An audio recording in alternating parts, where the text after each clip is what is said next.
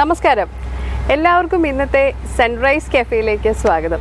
ഇന്നത്തെ സൺറൈസ് കഫേനെ കുറിച്ച് പറയുമ്പോൾ ഇന്നത്തെ നമ്മുടെ അതിഥികളെ കുറിച്ച് പറയുകയാണെന്നുണ്ടെങ്കിൽ ഒരു വാക്കിലൊന്നും നിൽക്കില്ല. ഈ രണ്ടുപേരും ആദ്യം തന്നെ പറയാം, നമ്മുടെ പ്രോഗ്രാമിൽ ഇന്ന് രണ്ടുപേരുണ്ട്. നമ്മളെല്ലാവരും കാത്തിരുന്ന ആ മൂവി റിലീസായി കഴിഞ്ഞു, റാണി പത്മിനി. ഇപ്പോൾ നിങ്ങൾ ആ പ്രതീക്ഷ രണ്ടുപേരും ആരാന്ന് മനസ്സിലായല്ലോ. ഓഫ് കോഴ്സ് റാണിയും പത്മിനിയും തന്നെ നമ്മുടെ സ്വന്തം റിമ കലിങ്ങിലും മഞ്ജു ചേച്ചിയും മഞ്ജു വാര്യരും. ഇവർ രണ്ടുപേരാണ് ഇന്നത്തെ നമ്മുടെ സൺറൈസ് കഫേയിലുള്ളത്. നിങ്ങൾക്കുള്ള പോലെ തന്നെ ഞാൻ ഒരുപാട് എക്സൈറ്റഡ് ആണ് ഇവർ രണ്ടുപേരും നമ്മുടെ പ്രോഗ്രാമിൽ കിട്ടിയതിൽ. അപ്പോൾ രണ്ടുപേർക്കും ആദ്യം തന്നെ സ്വാഗതം പ്രോഗ്രാമിലേക്ക്. രണ്ടുപേരും കെട്ടിപ്പിടിച്ചിട്ട് ഉമ്മ വരാൻ തോന്നുന്നു. കാരണം മൂവിയിൽ ഇപ്പോൾ റിലീസ് ചെയ്തു, അത്രയും നല്ല റിവ്യൂസാണ് കിട്ടിക്കൊണ്ടിരിക്കുന്നത്. ഒരു യാത്ര ചെയ്യാനുള്ള ഒരു ബാഗ് എല്ലാവരും റെഡിയാക്കി വെക്കാനായിട്ട് നമുക്ക് ആദ്യം തന്നെ ഫിലിം കണ്ടു കഴിഞ്ഞ് ഇറങ്ങും. അങ്ങനത്തെ ഒരു ഇതാണ് ആദ്യം. എവിടേക്കെങ്കിലും ഒരു ട്രിപ്പ് അടിച്ചാലോ എന്നാണ് ആദ്യം തോന്നുക. മഞ്ജു ചേച്ചി അത് തന്നെ, മഞ്ജു ചേച്ചിനോട് യെസ്, മഞ്ജു ചേച്ചി അത് തന്നെ ഞങ്ങൾ ഞെട്ടിച്ചു കളഞ്ഞു. പിന്നെ രണ്ടാമത്തെ കാര്യം, ഇപ്പോഴും ഞെട്ടിച്ചുകൊണ്ടിരിക്കുകയാണ്. കാരണം ലുക്സിലും ഇതിപ്പോ എങ്ങോട്ടാ ചെറിയ കുട്ടികളല്ലേ. ഞാനിങ്ങനെ തന്നെയാണ്. അല്ല, ഇതിപ്പോ കാണുമ്പോ വ്യത്യാസം തോന്നുന്നതായിരിക്കും. അല്ല, കാരണം എന്താ വെച്ചാല് എനിക്കും റിമക്കും ഒക്കെ ഇപ്പൊ ഇച്ചിരി, റിമനെ ഞാൻ ആ കൂട്ടത്തിൽ പെടുത്തുന്നില്ല, ഇച്ചിരി വണ്ണമുള്ള ഞാനൊക്കെ അപ്പൊ അയ്യോ ഇനിയും വണ്ണം കുറയ്ക്കേണ്ടിയിരിക്കുന്നു. നല്ല സുന്ദരി കുട്ടിയായിട്ട്. Thank you. അയ്യോ, റിമയുടെ അടുത്തിരുന്നിട്ടാണ് എന്നോട് ഈ പറഞ്ഞത്.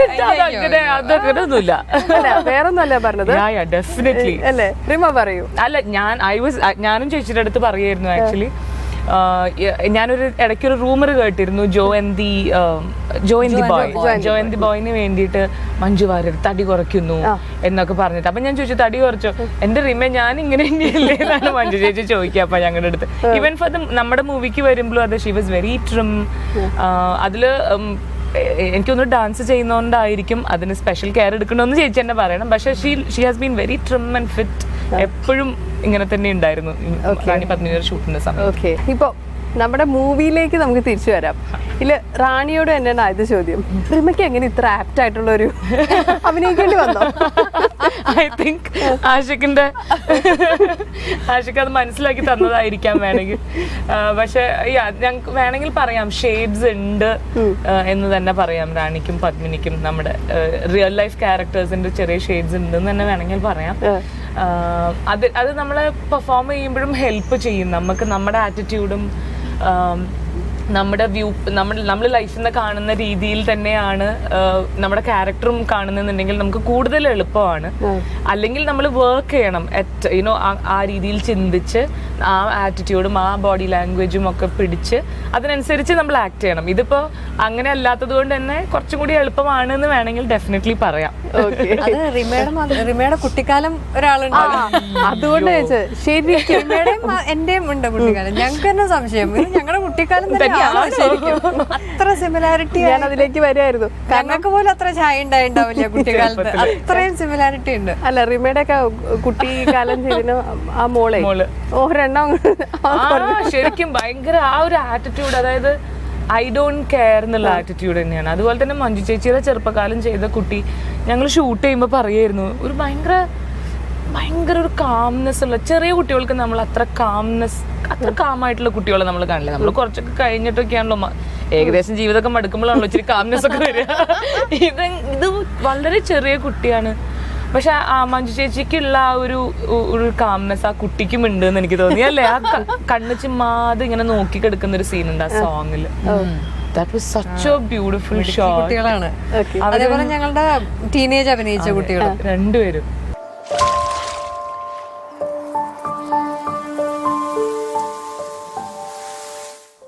മൂവി കാണാത്തവർക്കായിട്ട് വേണ്ടിയിട്ട് പത്മിനിയെ കുറിച്ച് ഒന്ന് ഡിഫൈൻ ചെയ്യാമോ?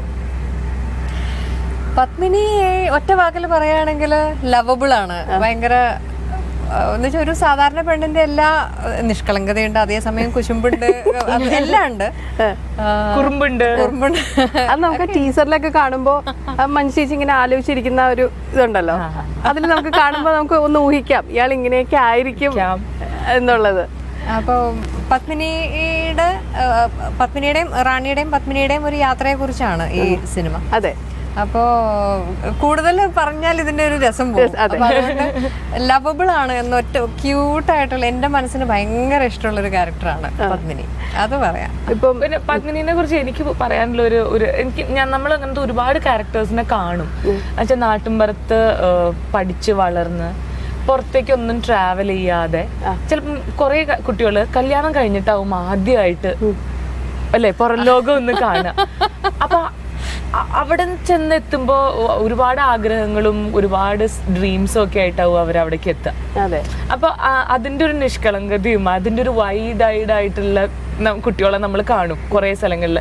അതിന്റെ നല്ല ബ്യൂട്ടിഫുൾ ആയിട്ടുള്ള ഷെയ്ഡ്സ് പത്മിനിക്ക് ഉണ്ടെന്ന് എനിക്ക് തോന്നിയിട്ടുണ്ട്. ശരിയാണ്. ഇതിലിപ്പം ഒറ്റപ്പാലത്തു നിന്നാണ് സിനിമ തുടങ്ങുന്നത്.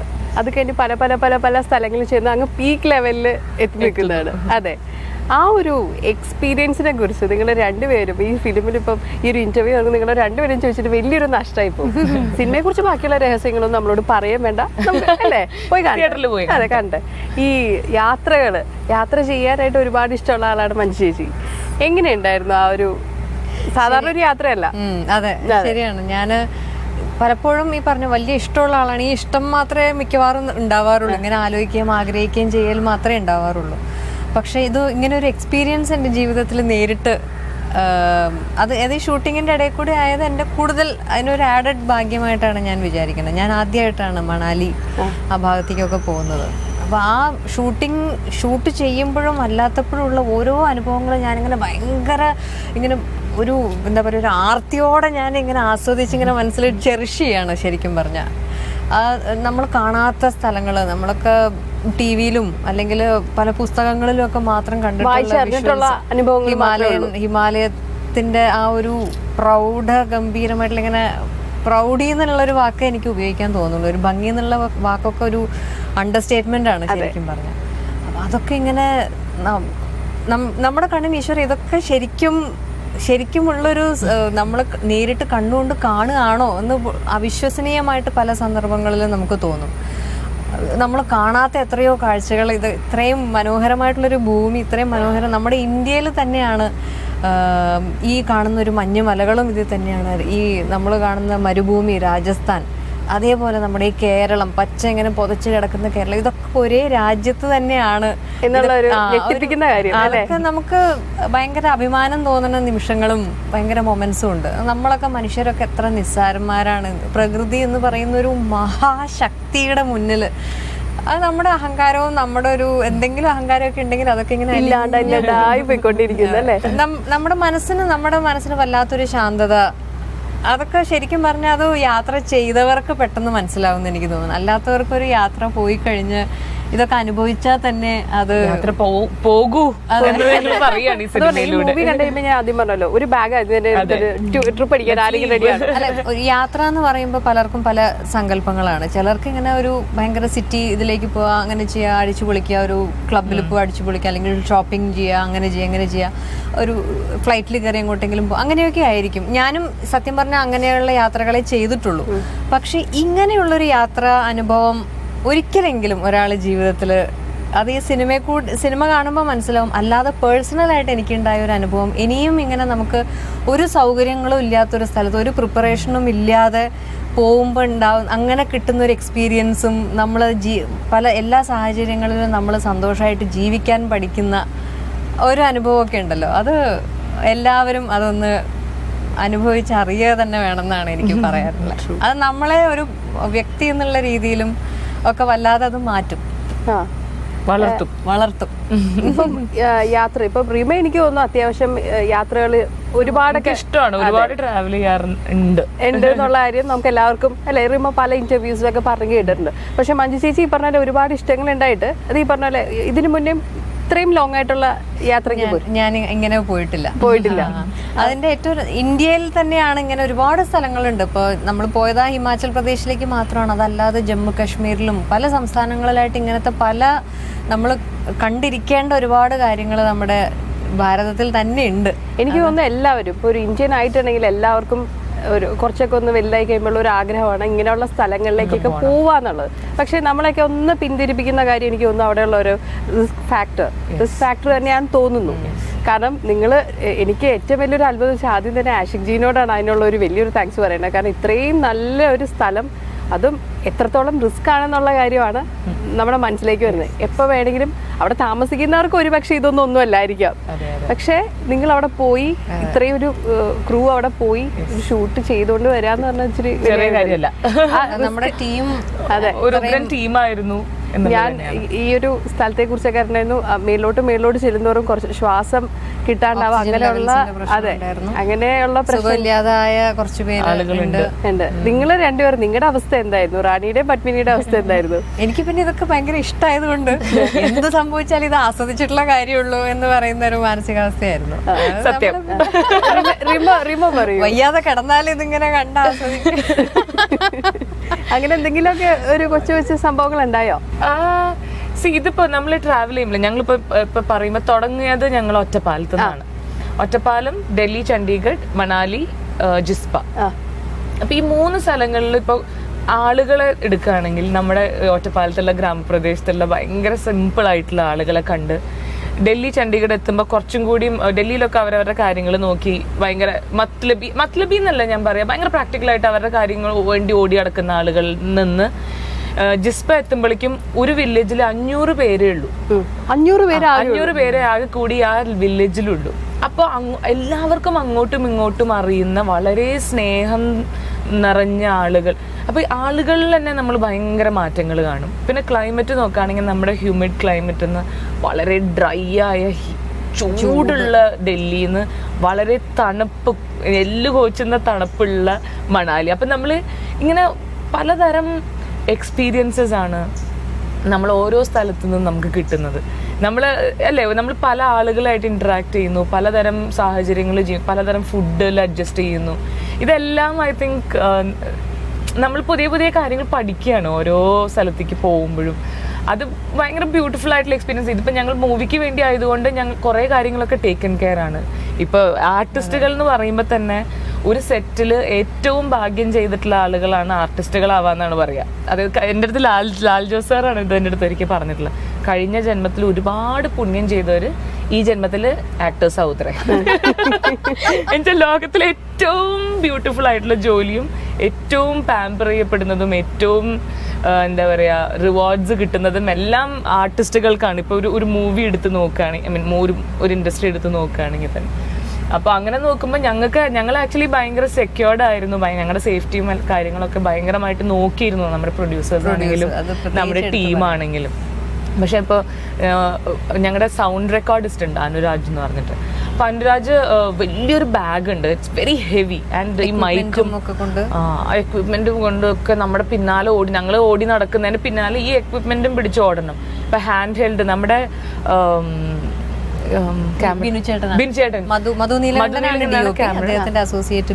ബിനു എന്ന് പറഞ്ഞിട്ട്. അപ്പൊ മൂപ്പര് ഹാൻഡ് ഹെൽഡ് മൊത്തം ബിൻചേട്ടനാണ് ചെയ്തിരുന്നത്. അപ്പൊ രഘുവണ്ണൻ ഇവരൊക്കെ ഈ എക്വിപ്മെന്റും പിടിച്ചിട്ടാണ് ഓടുന്നത്. നമ്മൾ വെറുതെ ഓടുന്നതിന്റെ പിന്നാലെ ഇവർ എക്വിപ്മെന്റ് പിടിച്ചിട്ടാണ്. അവിടെ ഓക്സിജൻ ലെവൽസ് കുറവാണ്. എന്നിട്ട് അനുരാജ് ആക്ച്വലി ഫെൽ സിക്ക്. അപ്പൊ ഞങ്ങളുടെ എല്ലാവരുടെ കയ്യിലും ഓക്സിജൻ ക്യാൻസ് ഉണ്ട്. അപ്പോൾ ഇത് ഉപയോഗിക്കേണ്ട വരുന്ന നമ്മൾ വിചാരിക്കുന്നില്ല. ഇവര് നമുക്ക് തരുമ്പോഴും ഇതൊരു പ്രിക്കോഷണറി മെഷറാണെന്നേ നമ്മൾ വിചാരിക്കുന്നുള്ളൂ. പക്ഷെ ഒരാൾ വീണപ്പോ എല്ലാവരും പതറിപ്പോയി പെട്ടെന്ന്. പക്ഷെ ഒന്നും സംഭവിച്ചില്ല. പക്ഷെ എന്നാലും നമുക്ക് ടെൻഷനായി പോയി. നമുക്ക് എല്ലാവരും കണ്ണൊക്കെ നിറഞ്ഞ് എല്ലാവരുടെയും വിഷമായി പോയി എല്ലാവർക്കും. പക്ഷെ പ്രശ്നമൊന്നും ഉണ്ടായില്ല. അനുരാജ് അപ്പൊ തന്നെ തിരിച്ച് വന്ന് ജോലി എടുക്കണം എന്നുള്ളതായിരുന്നു അനുരാജേട്ടൻ്റെ പ്രോബ്ലം. അയ്യോ ഞാൻ കാരണം ഒന്നും മുടങ്ങി പോവരുത്. അപ്പൊ അങ്ങനെയൊക്കെയാണ് നമ്മൾ അവിടെ ഷൂട്ട് ചെയ്തതും അങ്ങനത്തെ അനുഭവങ്ങളൊക്കെ ആയിരുന്നു.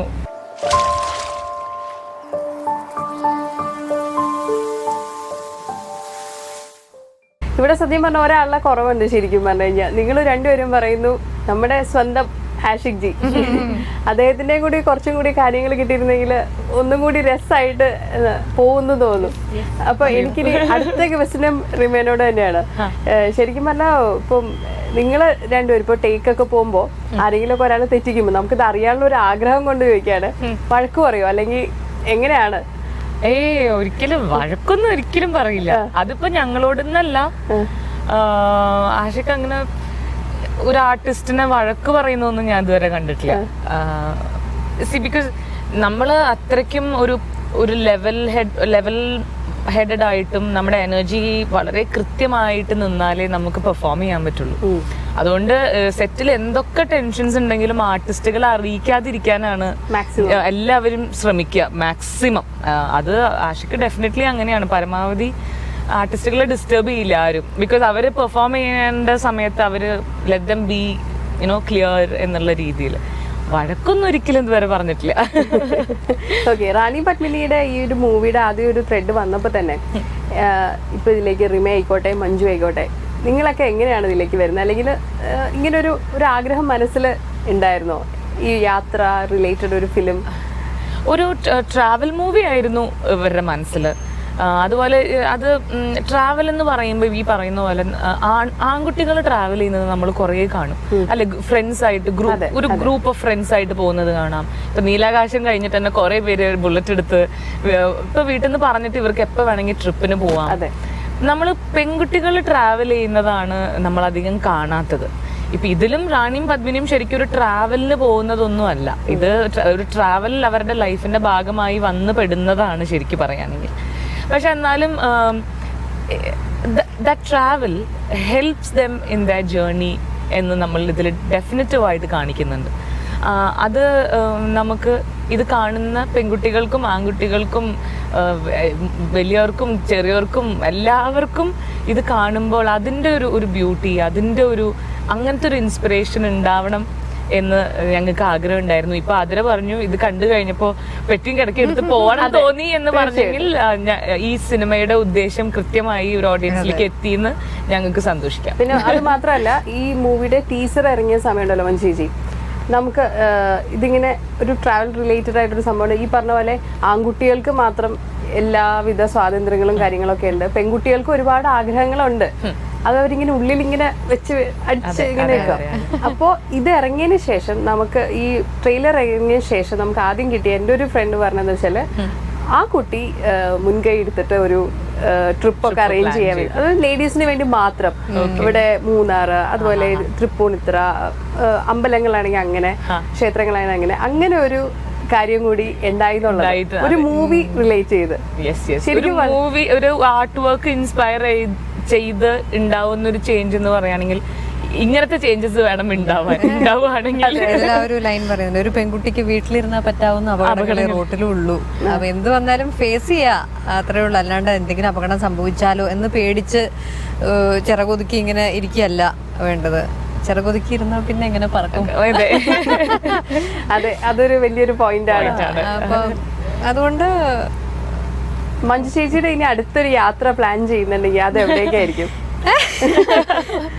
അങ്ങനെയില്ല, ഒരു പ്ലാനും ഇല്ലാണ്ട് പെട്ടെന്ന് ഉണ്ടാവുന്ന ഇതൊക്കെയാണ് രസം. കാരണം അങ്ങനെ പ്രത്യേകിച്ച് ഒരു പ്ലാൻ ഇപ്പൊ ഇല്ല, പറയാൻ പറ്റില്ല, ഒന്നും പറയാൻ പറ്റില്ല. ഇപ്പൊ കാരണം മഞ്ജു ചേച്ചിയുടെ ആദ്യത്തെ ഇപ്പം നമ്മുടെ how old are you release ചെയ്ത സമയത്ത് നമ്മള് മഞ്ജു ചേച്ചിയുടെ മൂവി ഇറങ്ങി. അതിലിപ്പം മഞ്ജു ചേച്ചിയുടെ ഹിറ്റായിരുന്നത് മഞ്ജു സാരീസും കോസ്റ്റ്യൂംസും കാര്യങ്ങളൊക്കെ. അപ്പൊ ഈ മൂവിയിൽ ഇപ്പൊ നിങ്ങൾ രണ്ടുപേരും യാത്ര റിലേറ്റഡ് ആയിട്ടുള്ള കൊണ്ട് തന്നെ എല്ലാം അതനുസരിച്ചിട്ട് ഇപ്പം കോസ്റ്റ്യൂംസ്, പിന്നെ നിങ്ങൾ യാത്രയ്ക്ക് പോകുമ്പോൾ ഉള്ള സംഭവം, കോസ്റ്റ്യൂംസ് ഡെഫിനറ്റ്ലി സമീറയാണ് ചെയ്തിട്ടുള്ളത്. ക്യാരക്ടറിനനുസരിച്ചിട്ടാണ് ചെയ്തിരിക്കണേ. പത്മിനി ഇടെന്ന് പറഞ്ഞാൽ ശ്രദ്ധിച്ചാൽ അറിയാൻ പറ്റും, ഒരു ബന്ധമില്ലാത്ത സാധനങ്ങളാണ്. അതായത് വഴിയിൽ വെച്ച് അത്യാവശ്യത്തിന് വാങ്ങിച്ചിടുന്ന ഒരു ജാക്കറ്റും ഒരു മാച്ചും ഇല്ലാത്ത തൊപ്പിയും ഒരു ബന്ധമില്ലാത്ത 2 ഗ്ലൗസും ഒരു ചുരിദാറിന്റെ മുകളിൽ ഇതൊക്കെ ഇടും. അപ്പൊ അതൊക്കെ യാത്രയുടെ ഇടയിൽ സംഭവിക്കുന്ന കാര്യങ്ങളാണ്. അതൊരു രസമുള്ള ഒരു ലുക്കാണ്. നിങ്ങൾ രണ്ടുപേരും ഞങ്ങളൊരു എന്റെ ഒരു ട്രേഡ് മാർക്ക് തൊപ്പിയൊക്കെ രണ്ടുപേർക്കും ട്രേഡ് മാർക്ക് തൊപ്പി. അതിലും നല്ല രസമുള്ള ഒരു ഔട്ട്ഫിറ്റ് ആണ്. അതിപ്പം ഇനി അടുത്ത ട്രെൻഡ് ആവാനായിട്ട് ഒരു യാത്രയ്ക്ക് പോകുമ്പോ ഇപ്പം നേരത്തെ സൂചിപ്പിച്ച പോലെ film how old are you cinema release ആയതിനു ശേഷം സാരീസ് മഞ്ജു വാര്യരുടെ സാരി എന്നാണ്. സത്യമായിട്ടോ അതെ, മഞ്ജു വാര്യരുടെ സാരീസ് എന്ന് പറഞ്ഞിട്ടാണ് അത് തിക് ബോർഡേഴ്സ് ഉള്ളത്. ഇതിലിപ്പോ നമുക്ക് പ്രതിമയുടെ തൊപ്പി ചിലപ്പോ ട്രെൻഡി ആവാൻ ചാൻസ്. എന്റേത് പ്രത്യേകതയൊന്നുമില്ല, ഒരു ക്യൂട്ടായിട്ടുള്ള ഒരു കോമാളി ചെറിയൊരു കോമാളി വേഷം. എനിക്ക് തോന്നുന്നു ഇതിലത്തെ ഞങ്ങളുടെ രണ്ടുപേരുടെ കോസ്റ്റ്യൂംസ് എടുക്കുകയാണെങ്കിൽ ഒട്ടും മുഴച്ചു നിൽക്കാത്ത, ഇപ്പൊ ഈ പറയുന്ന പോലെ ഇപ്പൊ നാളെ തൊട്ടിട്ട് റാണി പദ്മിനി എന്ന് പറഞ്ഞിട്ട് ഇറങ്ങാൻ പറ്റുന്ന അങ്ങനത്തെ. അതുകൊണ്ട് തന്നെ ഇത് മനഃപൂർവ്വം സ്റ്റൈലിഷ് ആക്കാതെ അതെ വളരെ റിയൽ ആയിട്ടാണ് പിടിച്ചിട്ടുള്ളത്. പക്ഷെ നമുക്ക് തോന്നുന്നു നിങ്ങൾ ആ യാത്ര ചെയ്യുമ്പോൾ ഉള്ള ഒരു നമ്മൾ സാധാരണ ഒരു ഫ്രണ്ട്സ് ഒക്കെ തമ്മിൽ സംസാരിക്കുന്ന ആ ഒരു രീതി മഞ്ജു ചേച്ചി അങ്ങോട്ട് പറയുന്നുണ്ടല്ലോ, ഒന്ന് ഇങ്ങനെ റിമേനെ ഇപ്പൊ തട്ടിയിട്ടൊക്കെ എന്നൊക്കെ പറയും. അതൊക്കെ ശരി. അതെ പോരട്ടെ, അതുപോലെ ഞങ്ങൾ ശ്യാമിന്റെ കോൺട്രിബ്യൂഷൻ ആണ് അങ്ങനെ പറയാൻ പറഞ്ഞത്. അതെങ്ങനെയായിരുന്നു അത്? അല്ല എന്റെ അടുത്തൊരു കാര്യം ചോദിച്ചിട്ട്, ഞാൻ സീൻ പറയില്ല, പക്ഷെ എന്റെ അടുത്തൊരു കാര്യം ചോദിച്ചിട്ട് ഞാൻ മൈൻഡ് ചെയ്യാണ്ട് ഇങ്ങനെ ഇരിക്കുമ്പോ എന്നെ ഇങ്ങനെ തൊണ്ടി പറയേ എന്താ അപ്പൊ ഞാൻ അപ്പോഴും മൈൻഡ് ചെയ്യാതെ ഇങ്ങനെ ഇരിക്കുന്ന ഒരു സീനുണ്ട്. പിന്നെ ഞങ്ങൾ അത് പറയേ, അതായത് അത് ഞാൻ മഞ്ജു ചേച്ചിയുടെ അടുത്ത് കേൾക്കാൻ വേണ്ടിയിട്ടാണ് ഞാൻ അങ്ങനെ ചോദിച്ചത്. അതുപോലെ ചോദിക്കുന്ന വേറെ ചോദ്യമുണ്ട്, പെൺകുട്ടികള് സൂപ്പർ അല്ലേ?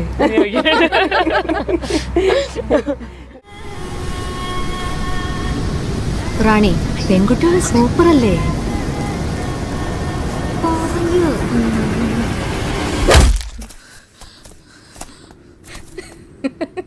പിന്നെ ഇതില് ഈ പറഞ്ഞ പോലെ തന്നെ കഴിഞ്ഞ വർഷം ഇപ്പം റീമയുടെ ഡാൻസ് സ്കൂളിൽ ഇനോഗ്രേഷൻ ചെയ്ത മഞ്ജു ചേച്ചിയാണ്.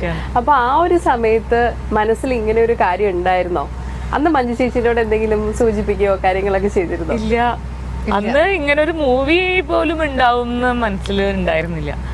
പക്ഷെ ഐ തിങ്ക് ഒരു ലൈക്ക് മൈൻഡഡ് ആയിട്ടുള്ള ആർട്ടിസ്റ്റുകളും മനുഷ്യരൊക്കെ എങ്ങനെയെങ്കിലും ഒക്കെ എല്ലാരും കൂടി ഒത്തുചേരും തോന്നുന്നു അവസാനം.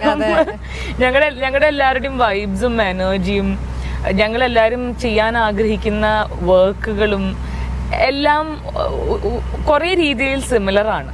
അതുകൊണ്ടായിരിക്കാം ഞങ്ങളെല്ലാരും കറങ്ങി തിരിഞ്ഞ് വന്ന് ഒരേ ഒരു സ്ഥലത്ത്. അല്ല, റിമയുടെ ഒരു ഇന്റർവ്യൂല് റിമ പറയുന്നുണ്ട്, റിമയോട് ചോദിച്ചിരുന്നല്ലോ എങ്ങനെയുണ്ടായിരുന്നു, ടെൻഷൻ ആയിരുന്നോ?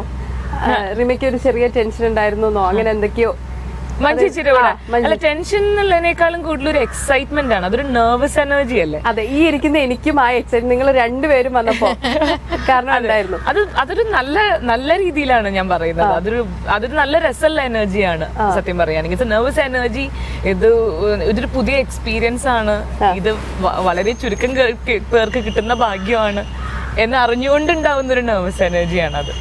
കാരണം മഞ്ജു ചേച്ചിയുടെ പോലെ ഇത്രയും സീനിയർ ആർട്ടിസ്റ്റ് നമ്മുടെ കൂടെ വയ്ക്കുമ്പോൾ സ്വാഭാവികമായിട്ട് ഒരു പേടി എന്ന് പറയാൻ പറ്റില്ല, ഒരു ബഹുമാനവും ഒക്കെ കൂടി കണ്ടിട്ടൊരു സംഭവം. മഞ്ജു ചേച്ചി ആദ്യം ഇവിടെ നടന്നപ്പോ ഞാനിങ്ങനെ നോക്കായിരുന്നു, ഈശ്വര ദൈവമേ എന്നുള്ളത്. പക്ഷെ ആളിത്രയും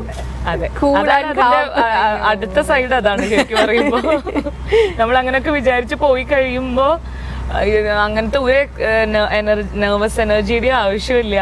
ഇത് വളരെ ബ്യൂട്ടിഫുൾ ആയിട്ട് അത് ചേച്ചി തന്നെ ഹാൻഡിൽ ചെയ്തോളൂ എന്നുള്ളത് നമുക്ക് കുറച്ച് സമയത്തിലുള്ള മനസ്സിലാവും. സംബന്ധിച്ച് എനിക്കാണ് ഇതിലൊക്കെ ബോണസ് ഉള്ളത്. ആഷി കപൂർ സിനിമ, റിമയുടെ കൂടെ സിനിമ, ഒരു ട്രാവൽ മൂവി, ഇതൊക്കെ ഒരുമിച്ച് കിട്ടിയ ഭാഗ്യം എനിക്കല്ലേ. ഈ കൂട്ടത്തിൽ ഏറ്റവും സന്തോഷം എനിക്കാണ്.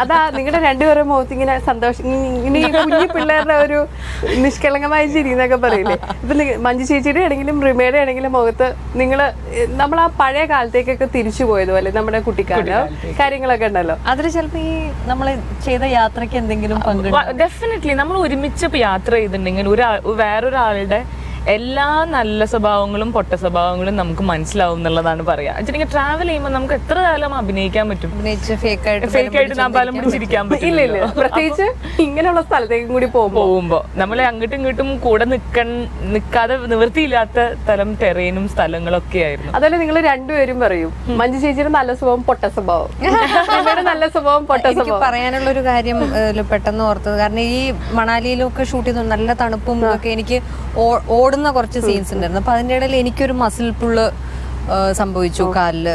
അപ്പൊ ആ സമയത്തൊക്കെ എനിക്ക് റിമയുടെ ഒരു കെയറും ഒക്കെ, അതേപോലെ തന്നെ ആഷിക്കും അപ്പുറത്ത് ഹോൾ ടീം. കാരണം എനിക്ക് തന്നെ സംശയം, ദൈവമേ എനിക്ക് വലിയ രോഗം വന്നു. എല്ലാവരുടെയും ആ ഒരു എല്ലാവരും ടെൻഷനായിട്ട് ഞാൻ എന്നിട്ട് എനിക്ക് സങ്കടം, കാരണം ഞാൻ കാരണം ഷോട്ട് കുറച്ച് നേരത്തേക്ക് മുടങ്ങുന്നു. എനിക്ക് ഹോസ്പിറ്റലിലൊക്കെ പോണ്ടി വന്നു എനിക്ക് അവിടെ.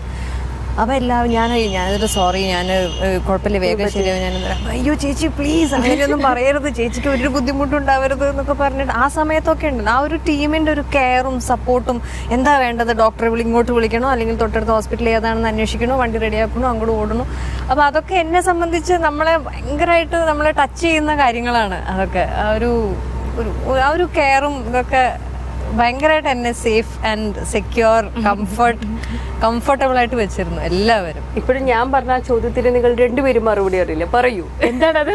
ഞാൻ പറഞ്ഞില്ലേ രണ്ടുപേരുടെയും അങ്ങോട്ടും ഇങ്ങോട്ടും യാത്രയ്ക്ക് പോകുമ്പോഴാണ് ഒരു പൊട്ട സ്വഭാവം ചീത്ത സ്വഭാവം. ഇത് ചീത്ത സ്വഭാവം അറിയണമെങ്കിൽ ഞങ്ങൾ പ്രൊഫഷണലി അല്ലാതെ ട്രാവൽ ചെയ്യണം. അതുകൊണ്ട് നമുക്ക് ആ ഒരു ഫ്രണ്ട്ലി ലെവലിൽ ട്രാവൽ ചെയ്യണം. നമ്മളിപ്പോ പ്രൊഫഷണൽ ലെവലിൽ ട്രാവൽ ചെയ്യുമ്പോൾ ചിലപ്പോൾ നമ്മൾ അങ്ങോട്ടും ഇങ്ങോട്ടും ഒരിക്കലും ആ ഒരു സൈഡ് ഒരിക്കലും കാണിക്കില്ലായിരിക്കാം. പക്ഷെ നല്ല സൈഡ് എനിക്ക് ഡെഫിനറ്റ്ലി പറയാൻ പറ്റുന്നത് ചേച്ചി ഓരോ സ്ഥലത്ത് പോകുമ്പോൾ ഒരു ചെറിയ കുട്ടിയുടെ കൗതുകത്തോടു കൂടിയാണ് എല്ലാത്തിനെയും ആക്സെപ്റ്റ് ചെയ്യുക. അതൊരു ഭയങ്കര ബ്യൂട്ടിഫുൾ ആയിട്ടുള്ള ഒരു ട്രേറ്റ് ആയിട്ട് എനിക്ക് തോന്നി. എന്ത് പുതിയൊരു എക്സ്പീരിയൻസ് ആണെങ്കിലും ഭയങ്കര ഒരു ചെറിയ കുട്ടികളുടെ പോലെ ഇങ്ങനെ വൈഡായിട്ടാണ് എല്ലാത്തിനും സമീപിക്കുക. അല്ല, ഞാൻ വേറൊരു കാര്യം എന്താ വെച്ചാൽ മഞ്ജു ചേച്ചിക്ക് ഓരോ സ്ഥലങ്ങൾ കാണുമ്പോൾ മഞ്ജു ചേച്ചിയുടെ കണ്ണ് നിറഞ്ഞു പോയിട്ടുണ്ട് എന്ന് വരാറുണ്ട്. കാരണം അത്രയും ബ്യൂട്ടിഫുൾ ആയിട്ടുള്ള, അത് സത്യമാണ് അല്ലേ? ഓരോ സ്ഥലങ്ങൾ കാണുമ്പോൾ ശരിക്കും ഇതൊക്കെ നമ്മൾ കണ്ണുകൊണ്ട് നേരിട്ട് കാണാനുള്ള ഭാഗ്യം ദൈവം തന്നല്ലോ എന്നുള്ള ഒരു നേരിട്ട് കണ്ടാലേ അത് മനസ്സിലാവുള്ളൂ. അത് പറയുമ്പോൾ ചിലപ്പോൾ എക്സാജറേഷൻ ആയിട്ടോ ഡ്രാമയായിട്ടോ ഒക്കെ തോന്നും. പക്ഷെ ഒന്നിലധികം സന്ദർഭങ്ങൾ ഉണ്ടായിട്ടുണ്ട്. കണ്ടവർക്ക് മനസ്സിലാവും. ഇതിൽ തന്നെ അങ്ങനെ ഉണ്ട്, ഇതിലത്തെ സീനിൽ തന്നെ അങ്ങനെ ഉണ്ട്. നമ്മുടെ കണ്ണ് നിറഞ്ഞു പോകുന്ന വിഷ്വൽസ് മനോഹരമാണ്. ഹിമാലയം എന്നൊക്കെ പറഞ്ഞാ ഉണ്ടല്ലോ, അത് ദൈവത്തിന്റെ സൃഷ്ടി. ഇങ്ങനെ നിൽക്കുകയാണ്, ഇങ്ങനെ തല ഉയർത്തി പിടിച്ച് നമ്മുടെ രാജ്യത്തിന്റെ അതിർത്തിയിൽ ഇങ്ങനെ നിൽക്കുകയാണ്. അതിർത്തിയിൽ തന്നെ ഇങ്ങനെ നിൽക്കുകയാണ്. അതിനൊക്കെ നമ്മളൊക്കെ ഭാഗ്യം ചെയ്തവരാണ് നമ്മള് ഇന്ത്യക്കാരൊക്കെ. ഇനി ഇതിന്റെ ഫിലിമിന്റെ മ്യൂസിക്കിനെ കുറിച്ച് പറയൂ. എന്ത് പറയാനാ, hat trick state award winner, national award winner, പറയാനാ ഞങ്ങൾ വിജയേട്ടനെ കുറിച്ച് എന്നുള്ളതാണ്. വിജയേട്ടൻ ആക്ച്വലി പത്തേമാരി കഴിഞ്ഞ ഉടനെയാണ് ഇതിലേക്ക് വരുന്നത്. 4 സോങ്സ് ആണ് മെയിൻ ആയിട്ടുള്ളത്. ഫ്രം ദ ചൈൽഡ്ഹുഡ് സോങ്, ചേച്ചിയുടെ ലവ് സോങ് ഉണ്ട്, ഒരു ട്രാവൽ സോങ് ഉണ്ട് സയനോര പാടിയിട്ടുള്ളത്. ഈ കുട്ടികളുടെ പാട്ടില് ഫീമെയിൽ വോയിസ് ആണെങ്കിൽ പോലും അത് പാടിയിട്ടുള്ളത് വിജയേട്ടന്റെ മകനാണ്. അത് പാടിയിട്ടുള്ളത് കുട്ടികളുടെ ശബ്ദമല്ലേ, അപ്പൊ തിരിച്ചറിയാൻ പറ്റാം. പിന്നെ അവനാണ് പാടിയിട്ടുള്ളത്. അത് ബ്യൂട്ടിഫുൾ ആയിട്ട്, ഐ തിങ്ക് ബ്യൂട്ടിഫുൾ ആയിട്ട് ക്യാരി ചെയ്തിട്ടുണ്ട്. മാണിക്യച്ചിറക് എന്ന് പറഞ്ഞ പാട്ടും വിജയേട്ടന്റെ മകൻ പാടിയൊരു വേർഷൻ ഉണ്ട്. ഇടുക്കി ഗോൾഡിലത്തെ മാണിക്യ ആ പാട്ട് പാടില്ല ഞാൻ, പക്ഷെ അതിന്റെ കുട്ടികളുടെ ഒരു വേർഷൻ ഇവൻ പാടിയതുണ്ട്. അത് ഭയങ്കര ബ്യൂട്ടിഫുൾ ആണ് ആ മൂവിയിൽ. അത് ഭയങ്കരമായിട്ട് അതേപോലെ തന്നെയാണ് ഇതിലും. അവൻ ഐ തിങ്ക് എക്സലന്റ് ആണ്. വിജയേട്ടന്റെ മകൻ തന്നെയാണെന്ന് തെളിയിച്ചിരിക്കുകയാണ് ആള്. ഇനി ബാക്കിയുള്ള സിനിമയുടെ വിശേഷങ്ങൾ, നിങ്ങളിപ്പം ഇങ്ങനത്തെ ഒരു മൂവി ചെയ്തു, യാത്ര റിലേറ്റ്, എല്ലാവർക്കും ഒരു ഇൻസ്പിറേഷൻ എന്ന് തന്നെ പറയാം. മഞ്ജു ചേച്ചിക്ക് ഈ ഒരു മൂവി സെലക്ട് ചെയ്യുമ്പോൾ മഞ്ജു ചേച്ചിനെ, ഇതിപ്പോൾ എല്ലാവരും ചോദിക്കുന്ന ചോദ്യം, എന്നാലും നമുക്ക് എല്ലാവർക്കും അറിയാനായിട്ട് ആഗ്രഹമുണ്ട്, എന്താണ് ഇതിലേക്ക് ചോദിക്കാനുള്ളത്? എല്ലാം ഇങ്ങനെയുള്ള ഞാൻ ഒരുപാട് മനസ്സിൽ ആഗ്രഹിച്ചിരുന്ന കുറെ കാര്യങ്ങൾ ഇതിൽ ഒത്തു വന്നു എന്നുള്ളതാണ്. ഞാൻ ആഷിഖിന്റെ സിനിമ, അതിപ്പോൾ ആരാണെങ്കിലും ആഷിഖിന്റെ കൂടെ ഒരിക്കലെങ്കിലും വർക്ക് ചെയ്യാൻ ആഗ്രഹിക്കാത്ത ആർട്ടിസ്റ്റ് ആരും ഉണ്ടാവില്ല.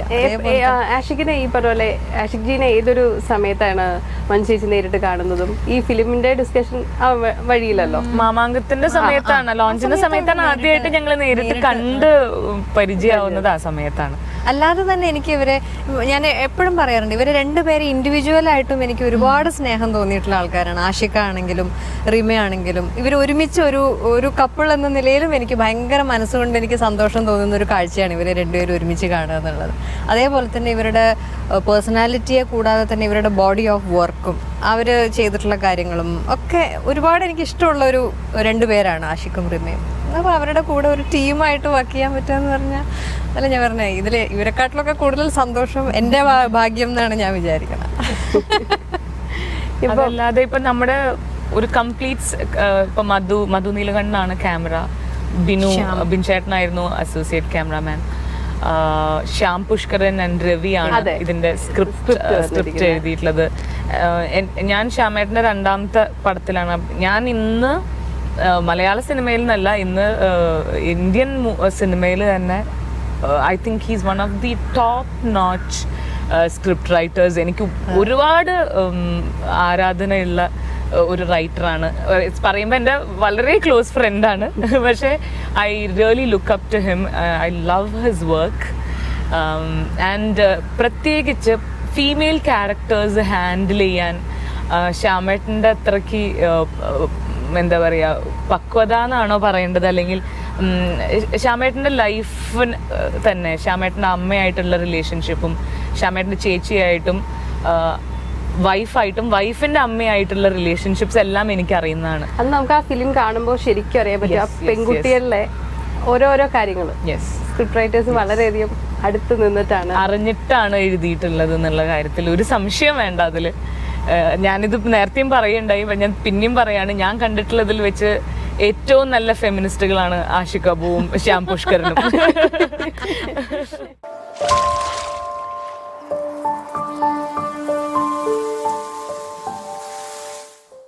അപ്പൊ എന്തായാലും ഇപ്പം റിമ ചെയ്തിരിക്കുന്ന ക്യാരക്ടേഴ്സ് ഇപ്പം എടുത്തു നോക്കുകയാണെങ്കിൽ ഇപ്പം ഓരോന്നിലും ഓരോ രസമല്ലേ. ഇപ്പം സക്കറിയുടെ ഗർഭിണികളില് കുറച്ച് അല്ലേ കുസൃതിയും ഒക്കെ കൂടിയിട്ടുള്ളതാണ്. ഇതിൽ എൻറ്റയർലി ഡിഫറെന്റ്. ഞാൻ അടുത്ത ഇനിയൊരു പ്രോജക്ട് ആസ് ഓഫ് നൗ ഞാൻ ഒന്നും കമ്മിറ്റ് ചെയ്തിട്ടില്ല. റാണി പത്മിനി ഇറങ്ങിയിട്ട് നമുക്ക് നോക്കാം. എനിക്ക് എക്സൈറ്റിംഗ് ആയിട്ടുള്ള ഇതുവരെ ഞാൻ ചെയ്യാത്ത എന്തെങ്കിലും തന്നെ വരണം. ഇപ്പോൾ ചേച്ചി ചെയ്തുകൊണ്ടിരിക്കുന്ന ജോ ആൻഡ് ദി ബോയ് എന്ന് പറയുന്നു. അത് കഴിഞ്ഞ് വേട്ടയിൽ ചെയ്യുന്നതും ഒരു ആനിമേറ്റർ ആയിട്ട് ഒരു കുട്ടിയായിട്ടുള്ള റിലേഷൻഷിപ്പ്. അത് കഴിഞ്ഞൊരു ഡിറ്റക്റ്റീവ്, ഒരു ഇൻവെസ്റ്റിഗേറ്റീവ് ഓഫീസർ എന്ന് പറയുമ്പോൾ ഇറ്റ്സ് വെരി ഡിഫറെൻറ്റ്. നമുക്ക് ചെയ്യാൻ എന്തെങ്കിലും ഉണ്ട് എന്ന് തോന്നിക്കുന്ന ഇത് ചെയ്യുമ്പോഴാണ് നമുക്ക് അതിനൊരു എക്സൈറ്റ്മെന്റ് ഉള്ളൂ. അപ്പൊ അങ്ങനത്തെ എന്തെങ്കിലും വരികയാണോ എന്ന് നോക്കട്ടെ. അതെ, അല്ലേ? അതല്ലേ മഞ്ജു ചേച്ചി ഇപ്പം 2 മൂവീസ് ഇപ്പൊ ചെയ്തുകൊണ്ടിരിക്കുന്നു. ജോയിൻ ദ ബോയ് കംപ്ലീറ്റഡ് ആയി അല്ലേ? അതില് നമ്മൾ ഈ പറഞ്ഞ പോലെ അതിന്റെ ഒരു മേക്ക് ഓവർ ചെയ്തെന്ന് പറഞ്ഞു. ബാക്കിയാണ് സനൂബിൻ അല്ലേ? സനൂബിന്റെ കൂടെയാണ് ഇപ്പം ചെയ്തോണ്ടിരിക്കുന്നത്. എങ്ങനെയുണ്ടായിരുന്നു നിങ്ങള്? നമ്മളൊക്കെ പേടിച്ചല്ലേ നിക്കണേ. അത്രയും എന്താ പറയാ, അത്രയും കഴിവുള്ള ടാലന്റഡ് ആണ് അല്ലേ? ഭയങ്കര സ്പോണ്ടേനിയസ് ആയിട്ട് ഭയങ്കര കൂളായിട്ട് കാഷ്വൽ ആയിട്ടാണ് പെർഫോം ചെയ്യണത് സനൂപ്. അതേപോലെ തന്നെ റോജിൻ, അതിന്റെ director Philips and the monkey pen എന്നുള്ള സിനിമയുടെ 2 ഡയറക്ടേഴ്സിൽ ഒരാളാണ് റോജിൻ. അപ്പൊ റോജിനാണ് ഇത് സ്ക്രിപ്റ്റ് എഴുതി. അതിന്റെ ലൊക്കേഷൻ ഒക്കെ മനുഷ്യ ഇവിടെ കൊച്ചിയിലായിരുന്നു, കൊടൈക്കനാലിലും ഉണ്ടായിരുന്നു, കൊച്ചിയിലും. കൊച്ചി 2 സ്ഥലത്തും ഉണ്ടായിരുന്നു. അപ്പൊ അതാണ് ഇപ്പൊ ഉള്ള പുതിയ ആൾക്കാരുടെ കൂടെ വർക്ക് ചെയ്യാൻ എനിക്ക് ഇപ്പൊ ആഷിക്കും അതേപോലെ റോജൻ, ഇപ്പൊ അടുത്ത് രാജേഷ് പിള്ളയുടെയാണ് വേട്ട. അപ്പോ പുതിയ ആൾക്കാരായിട്ട് വർക്ക് ചെയ്യുന്നതിന്റെ ഒരു എക്സൈറ്റ്മെന്റും ഒരു പുതിയ എക്സ്പീരിയൻസും ഒക്കെയാണ് എനിക്ക്. അതുപോലെ തന്നെ ഒരു തമിഴ് മൂവിയിൽ കമ്മിറ്റ് ചെയ്തിട്ടുണ്ടെന്ന് കേട്ടിരുന്നു. ഇല്ല, അത് ജസ്റ്റ് ഒരു ഡിസ്കഷൻ സ്പേസിലൊക്കെ നിൽക്കുന്നതേ ഉണ്ടായിരുന്നുള്ളൂ. അല്ലാതെ ഇതൊക്കെ നമ്മളിപ്പോ ഈ പറയുന്നത് സോഷ്യൽ മീഡിയാസ് വഴി ഇപ്പം മഞ്ജു വാര്യർ 20 വയസ്സുകാരിയാവാനായിട്ട് ഭയങ്കരമായിട്ട് ഒരു ഇമാജിനേഷൻ, ഓവർഡോസ് ഓഫ് ഇൻഫർമേഷൻ ആണെന്ന് തോന്നുന്നു. ഇത്രയ്ക്ക് ഇൻഫർമേഷന്റെ ആവശ്യമില്ല. കാരണം അത് വായിച്ചിട്ട് ഞാനും റോജനും അതെപ്പോ ഞങ്ങള് പോലും അതൊന്നും ഡിസ്കസ് ചെയ്തിട്ടില്ല. പക്ഷെ അത് ആൾക്കാര് എഴുതുന്നു. എന്താണെന്ന് എനിക്ക് കണ്ടിട്ട് 20 വയസ്സേ ഉള്ളൂ എന്ന് തോന്നുകയാണെങ്കിൽ അതിന്റെ ഒരു സംഭവം ഞാൻ ഇപ്പോഴേ പറഞ്ഞു. ഇപ്പം നമ്മള് 3 പേര് ഇരിക്കുകയാണെങ്കിൽ റിമ തന്നെ പറയുമല്ലേ? അതെ അതെ, ഡെഫിനറ്റ്ലി ചേച്ചിയുടെ ഏറ്റവും പ്രായക്കുറവാണെന്ന് പറയുള്ളൂ. ബാക്കി നമ്മളൊക്കെ തോന്നട്ടെ. ഞാനും വലിയ തിരുത്തൊന്നും എവിടെയും കൊടുക്കാൻ പോയില്ല. അതെ, അപ്പം ഇനിയുള്ള മൂവീസ് ആണെന്നുണ്ടെങ്കിൽ ഞങ്ങളെല്ലാവരും വളരെയധികം കൊതിയോടെ തന്നെ നിങ്ങളെ 2 പേരുടെയും, കാരണം 2 പേരും വളരെ ഞെട്ടിപ്പിച്ചുകൊണ്ടിരിക്കുന്ന മൂവീസാ. അപ്പൊ ഞങ്ങളെല്ലാവരും വെയിറ്റ് ചെയ്യാണ് ഈ ഒരു മൂവിക്ക് വേണ്ടി. 2 പേർക്കും വളരെ സന്തോഷമുണ്ട്. നമ്മുടെ വ്യൂവേഴ്സിന്റെ അടുത്ത് എന്താണ് പറയാനുള്ളത് 2 പേർക്കും? മഞ്ജു, എനിക്ക് ഇപ്പൊ നമ്മൾ റാണി പത്മിനിയുടെ ഒരു അതിനെ കുറിച്ചാണല്ലോ സംസാരിച്ചുകൊണ്ടിരിക്കുന്നത്. അപ്പോൾ എനിക്ക് പറയാനുള്ളത്, ഇപ്പോൾ എല്ലാവരും ഇപ്പോഴത്തെ ഒരു ജനറൽ ഒരു മെന്റാലിറ്റി എന്ന് പറഞ്ഞാൽ എന്ത് കാര്യം കണ്ടാലും ഉടനെ അത് ജഡ്ജ് ചെയ്യുക, അതിനെങ്ങനെ നമുക്കൊരു കുറ്റം കണ്ടുപിടിക്കാം എന്ന് വിചാരിച്ച് നോക്കി ഇരിക്കുന്ന ഒരു മെന്റാലിറ്റിയാണുള്ളത്. അല്ലാതെ അത് ആസ്വദിക്കാനുള്ള കഴിവൊക്കെ എവിടെയോ ആൾക്കാർ മറന്നുപോയി തുടങ്ങിയിരിക്കണു എന്ന് എനിക്ക് ഇടയ്ക്ക് തോന്നാറുണ്ട്. അപ്പോൾ അങ്ങനെ ഒരു മുൻവിധി ഒന്നും ഇല്ലാതെ ഇത് ചുമ്മാ ഇത് ഈ ഒരു യാത്രയ്ക്ക് പോകുന്ന ഒരു സന്തോഷത്തോടെ ആ ഒരു ലാഘവത്തോടെ ഈ സിനിമയ്ക്ക് വന്ന് ഞങ്ങൾ പറയാൻ ഉദ്ദേശിക്കുന്ന കാര്യം അതിൻ്റേതായിട്ടുള്ള രീതിയിൽ വളരെ ലൈറ്റായിട്ട് എടുത്ത് ഇതൊരു സന്തോഷത്തോടു കൂടി ഇത് ആസ്വദിക്കുക, അത് മനസ്സിൽ സൂക്ഷിക്കുക എന്ന് മാത്രമേ എനിക്ക് പ്രേക്ഷകരോട് പറയാനുള്ളൂ. അതേപോലെ തന്നെ യാത്ര ചെയ്യുക, നമുക്ക് മനസ്സിന് ആഗ്രഹം തോന്നുന്ന കാര്യങ്ങൾ ചെയ്യാൻ ശ്രമിക്കുക, സന്തോഷമായിട്ടിരിക്കുക. റീമ പറയൂ. എനിക്ക് ഇതന്നെയാണ് പറയാനുള്ളത്. വരൂ, പോകാം, പറക്കാം. അപ്പൊ അതന്നെ എനിക്കും പറയാനുള്ളത്, പറക്കാങ്ങട്. അപ്പൊ രണ്ടുപേർക്കും ഒരുപാട് സന്തോഷമുണ്ട്. ഇനിയും നമുക്ക് വീണ്ടും അടുത്ത് തന്നെ ഏറ്റവും പെട്ടെന്ന് കണ്ടുമുട്ടാം അല്ലേ? Thank you so much. Thank you.